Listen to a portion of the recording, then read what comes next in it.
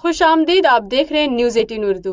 भारत और इंग्लैंड के बीच 5 T20 मैचों की सीरीज खेली जा रही है।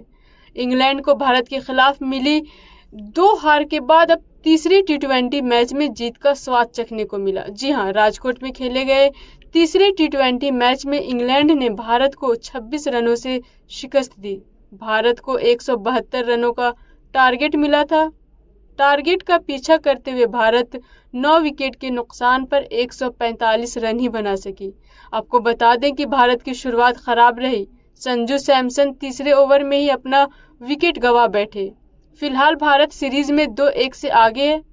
सीरीज में करो या मरो के मुकाबले में उतरी इंग्लैंड की बल्लेबाजी कुछ खास नहीं रही, लेकिन गेंदबाजों ने अपनी जान झोंक दी। इसी के साथ ही इंग्लैंड ने सीरीज में अपनी पहली जीत दर्ज की। इसके साथ ही इजाज़त दीजिए और बाकी की खबरों के लिए न्यूज़ 18 उर्दू के साथ बने रहिए। शुक्रिया। फ़ी अमानिल्लाह।